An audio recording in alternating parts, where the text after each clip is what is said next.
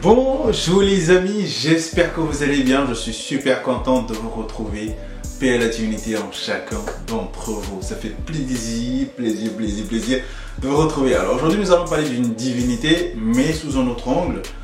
Il s'agira de la divinité Dan et plus précisément de Aido Uelo, qui est un courant de Dan.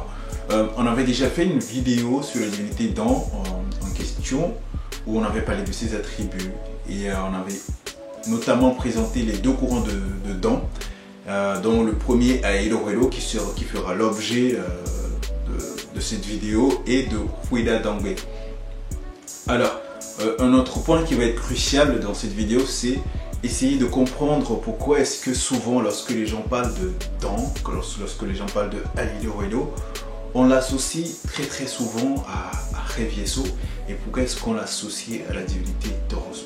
C'est très important parce que ça va nous aider à comprendre la symbolique derrière, l'influence que ça a sur nous-mêmes. Et voilà, tout de suite, on y va, go!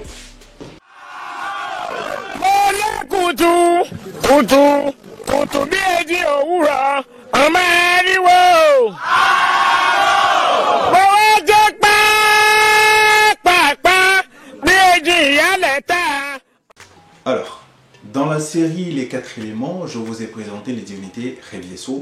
Revieso qui incarne l'élément feu, Torosu qui incarne l'élément eau, Dan qui incarne l'élément air et Zapata qui incarne l'élément terre. Donc aujourd'hui, il s'agira de parler de la divinité Dan, plus précisément de Aido Uelo.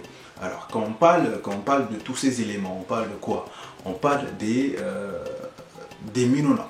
Parce que ces 4 éléments, sous leur forme non différenciée, représentent les Minona. Les Minona sont quoi? Les Minona représentent l'énergie matricielle, l'énergie qui incarne le féminin. Voilà. Et donc, on va retrouver Dan qui est le 3e élément, Dan qui est la 3e divinité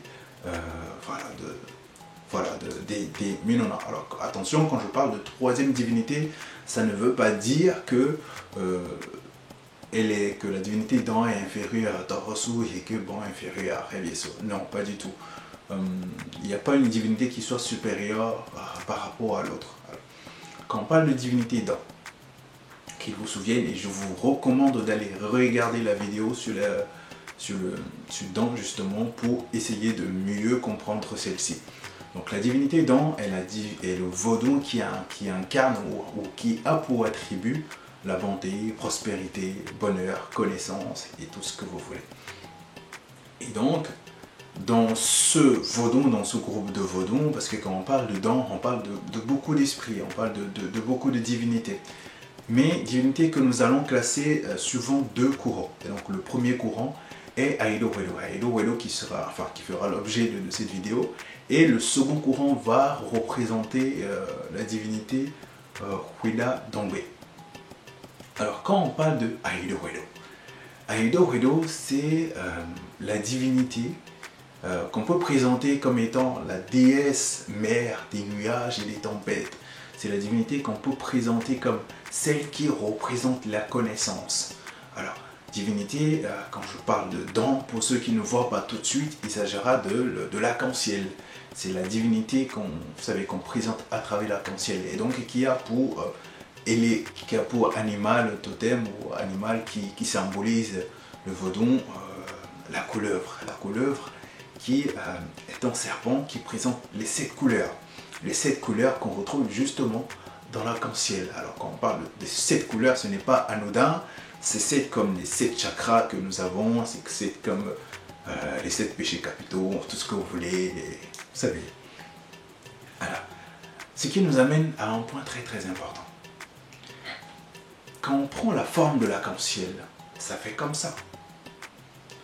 Et donc, c'est une énergie, si vous voulez, qui représente l'intermédiaire entre le ciel et la terre.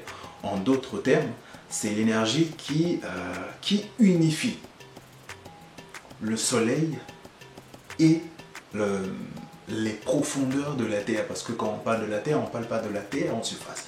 On parle des profondeurs de la terre. C'est pourquoi on dit que c'est la divinité qui a pour attribut la connaissance. C'est la divinité qui apporte la connaissance.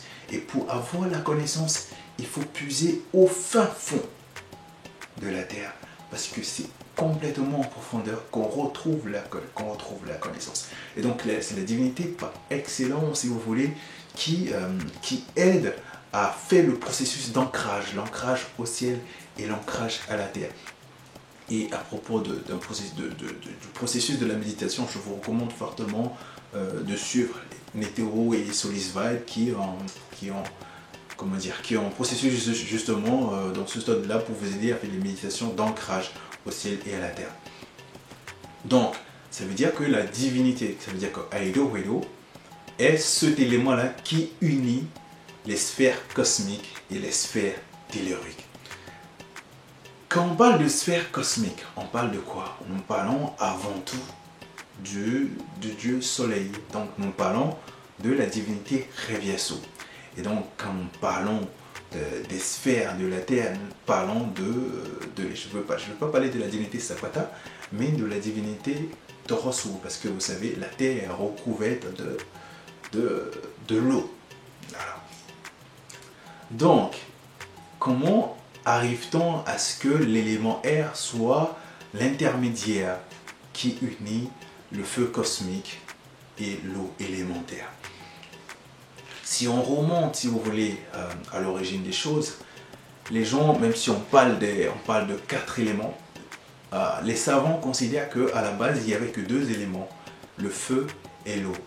Le feu qui, si vous voulez, représente la productivité, représente la créativité, représente l'expansion, représente la brutalité, représente le masculin.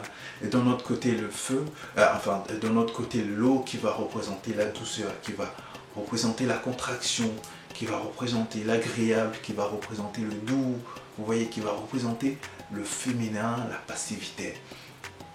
Et donc, ce qui se passe, c'est que pour qu'on obtienne l'élément air qui va jouer le rôle d'intermédiaire, c'est que l'air va piquer un peu de la chaleur provenant du feu, et de notre côté, l'air également va encore piquer de l'humidité provenant de l'élément eau, et donc de Torosu. Et on va former l'élément air. Et donc, dans ce sens-là, des fois, on va, en fonction du climat qu'il fait, en fonction de la météo, on va dire, ah, l'air aujourd'hui est sec, l'air est humide, vous voyez. Et donc, c'est dans ce sens-là, surtout au fait que la divinité incarne parfaitement, symbolisée par le serpent. Parce que vous savez, le serpent n'a pas une forme linéaire. Le serpent, ça fait des jeux comme ça.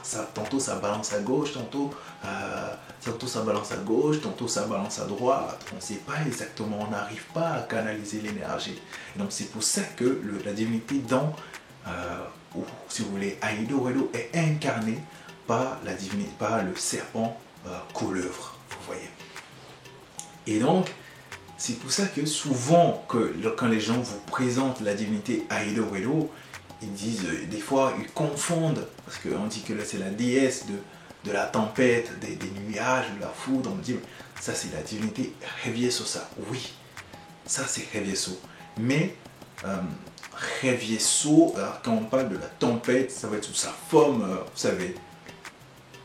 Donc, c'est un peu la nuance, enfin, c'est un peu l'explication qu'il faut apporter par rapport à la divinité Aido Wedo. Donc je vous conseille vraiment de faire un processus d'ancrage en vous basant sur la divinité Aido Wedo. Donc en fait là vous vous rendez compte qu'en fait là on parle des chakras et tout. Donc il n'y a rien qui nous soit étranger. Il y a absolument tout dans le vaudou. Il y a vraiment de tout. Il suffit de chercher à comprendre, il suffit de chercher. C'est pourquoi quand les gens disent « Ah, moi, le vaudou, ça me fait peur », et d'un autre côté, tu les vois en train de méditer sur les chakras en disant « Ah, moi, j'aime pas le vaudou, moi, j'en rigole, quoi. » Vous savez, parce que... bon, bref. Donc, c'est un peu ça. Quand on parle de la divinité Aido Wedo, on va retrouver la divinité Aido Wedo sous plusieurs formes. Alors, pour ça, je vais prendre mon ordinateur.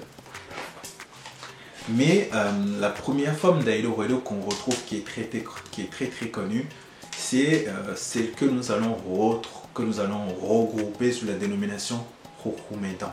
Je vous disais tout à l'heure que la première forme de Hello Hello qu'on va retrouver va être Rokumedan. Rokumedan qui renvoie au serpent, ou littéralement si on va traduire, le serpent des eaux salées, le serpent des océans, le serpent des mers. Et donc c'est dans ce ordre-là, c'est dans ce groupe de Vodun qu'on va retrouver les esprits Mami. J'ai dit les esprits Mami parce que c'est super important. Quand on parle de Mami, on ne parle pas d'un seul esprit, on parle de plusieurs esprits. On parle d'une multitude d'esprits. Vous voyez.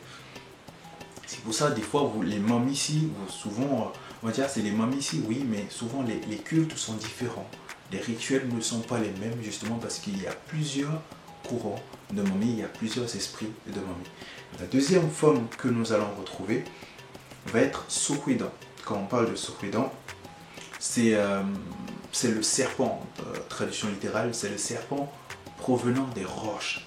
Et quand on parle de roches, on parle de quoi? Qu'est-ce qui provient des roches? On parle du volcan.